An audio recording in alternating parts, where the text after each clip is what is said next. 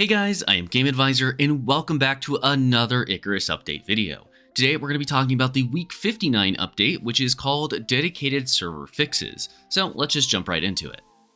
So basically what they've done here is they've made it so that dedicated servers have a little bit more accessibility and friendly nature to them in the form of things like, searching for servers via IP address, which is great to have for people who want that. They've increased the maximum amount of server results that will appear up to 10,000, which I don't think is really that big of a deal for many people. But they've also added like a friend and history tabs to the server browser that'll allow you to kind of like find servers you've been to previously. So if you really like this dedicated server, you can keep going back to it. You don't have to constantly search for it every time. Just making it all more user-friendly in general. At the end of the day, this isn't going to affect a lot of players because I don't think that many of us play on dedicated servers, but if you guys do, let me know in the comments down below if you do play on the dedicated servers and you care about these features, since personally, I don't really play on them, but I'm curious to see how many of you guys actually do, so please let us know. Otherwise, we move a little bit farther down and we've got things like the core gameplay fixes here. This is mostly just bugs, so I'm not going to bother you with them. However, there is one thing of note, and that's that damage types are being changed a little bit, and not in the way they work, just in their coloring.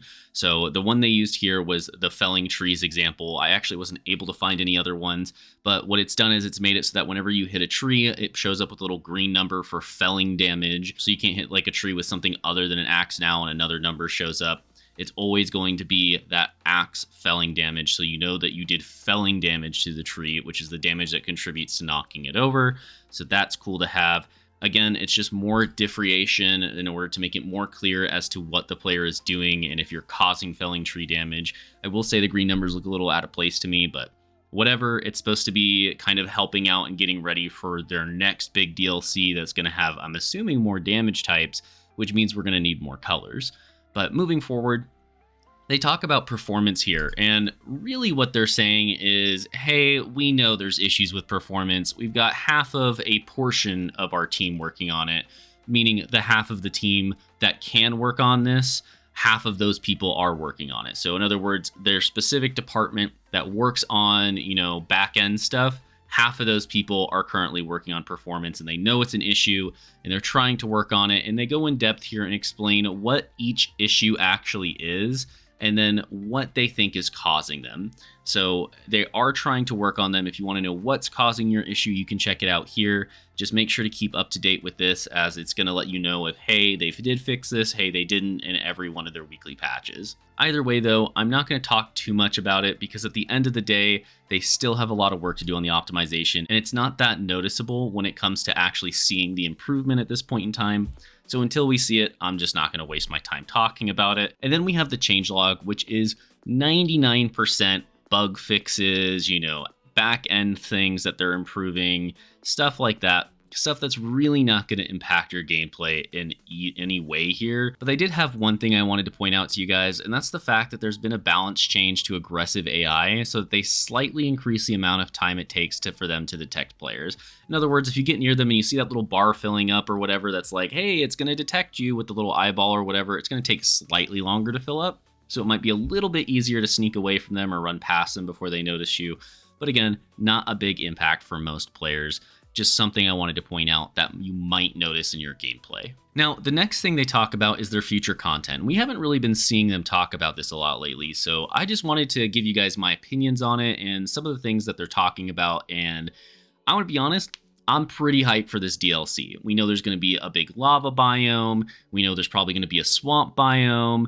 We know there's going to be some form of ice caves probably involved in it. We don't know all the exact details, of course. However, we do know that there's going to be a lot of crazy stuff going on in these new biomes. They talk about the fact that they're planning to add 2 new fishing rods, 2 new fishing traps, 1 lure, 1 wall mount, and 1 aquarium, as well as a fishing bench, talents, blueprints, and recipes for you to unlock. I don't know if this will be coming in the DLC or this will be coming in the base game as just an update, but it's something players have been asking for, so I'm really happy to see that. I want to go catch me some fishes, and I want to be able to do things with them, and the aquarium just sounds awesome to be able to put your fish in and like collect them all if they can make different types, but we'll have to see what happens with that. It also sounds like there's going to be new lures with these, so that's something that's going to be kind of cool to see with the whole fishing thing. After that, they did mention here something that I think many players are going to be a little concerned about, and that's the fact that they added spider attack audio. I don't know about you guys, but personally, I have arachnophobia. And I'm probably going to be very, very scared if a spider jumps out at me in the middle of a cave while I'm mining. I don't know if I want spiders in my game, so I hope they give me an alternative option to turn off the visual of spiders and just add like a cat emoji or something like you see in things like Satisfactory. But nonetheless, spiders will be coming most likely in the DLC, so it's something to be aware of. They are probably going to be big from what it sounds like. It says that the spiders have a death, volition, and flinch, also a short attack whoosh sound added to them. So to me, that sounds like something that if it can make a whoosh sound, it's probably pretty big. And they've also added a spider roar and spotting you sound. So I don't know if I want a spider to roar at me.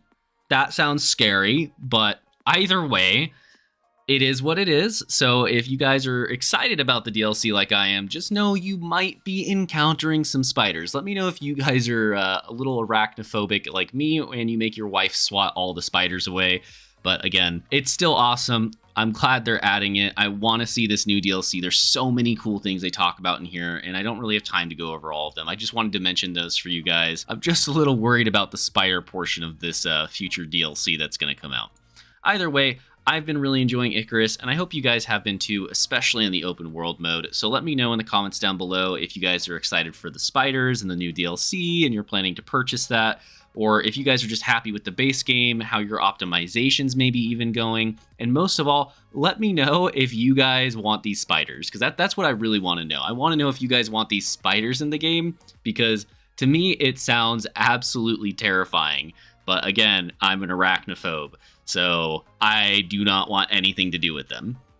Either way, guys, thank you so much for watching. I want to give a big shout out to our Platinum and Above channel members, which include Caustic FPV, Jonathan S., and Jim Phillips. I'm Game Advisor, and I'll see you next time.